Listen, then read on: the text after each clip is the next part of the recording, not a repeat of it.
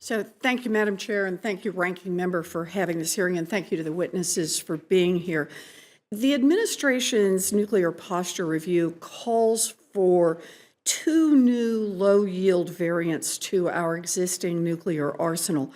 A low-yield submarine-launched ballistic missile, or SLBM, in the near term, followed by a low-yield sea-launched cruise missile.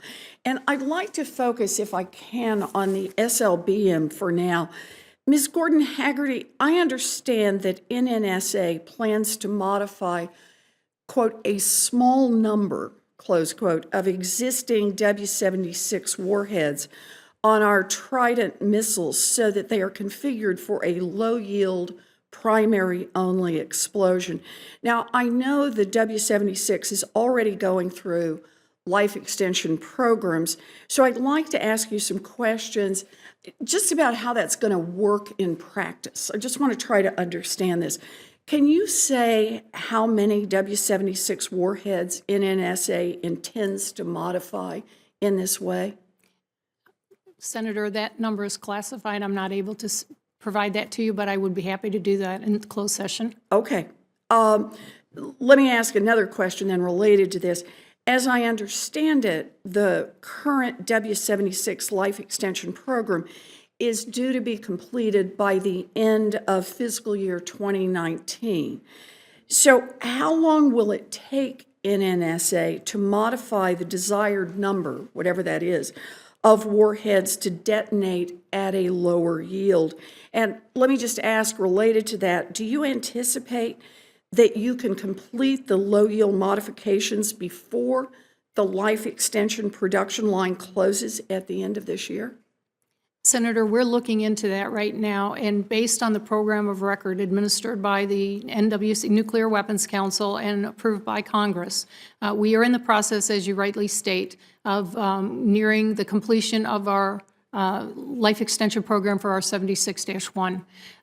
We are leaning as far forward as possible, putting schedules together, plans, and the things that we are authorized to do in anticipation of receiving congressional authorization to proceed with the low-yield ballistic missile warhead. So you can't give me an answer right now on how long it will take to do this? We are putting those plans together right now as we speak, because we obviously, as you rightly state, we have several life extension programs ongoing right now. This should not be a significant, this shouldn't have a significant effect, because we are, as you said, undertaking the LEP for life extension program right now with the 76-1. But you do anticipate that you'll be able to complete before the life extension programs are completed? It is dependent certainly on DOD requirements and when they will require to have the modifications. So you're not certain on that yet?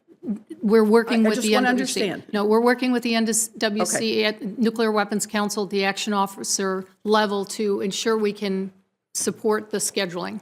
Okay, so your budget request doesn't appear to specify any additional funding for the SLBM modifications called for by the Nuclear Posture Review. Are funds included for this purpose in the fiscal year 2019 request? And if so, how much? No, there are no funds related specifically to this activity. However, we are working closely with OMB and with DOD to ensure that any requirements necessary to be put forward for budget requirements for this process, we will be working with OMB on that. Would you anticipate submitting a reprogramming or supplemental request, or do you expect to be using 2018 funds? At this time, I can't tell you how that would be submitted if necessary, but we're getting a good idea about what the cost would be associated with this modification. Okay, and one last question. What kind of testing will you need to conduct to ensure that whatever modifications are made will not impact the safety, security, and effectiveness of the warhead?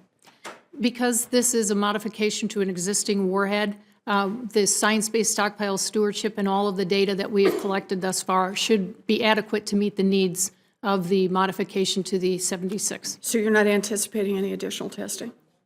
Additional testing? To ensure that the modifications have not...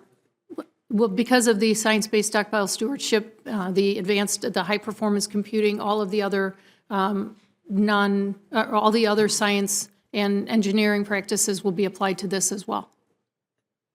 Okay, I'm just concerned here. Thank you. Your predecessor, retired Admiral Frank Klotz, recently gave an interview in which he said that NNSA is already, quote, working pretty much at full capacity. Given the number of lifestyle extension programs that NNSA is already overseeing and the demands of the stockpile stewardship program, I just have real concerns about your agency's capacity to take on additional work. And I think that maintaining our existing arsenal and our current program of record has to be our priority here. Thank you, Madam Chair. Thank you.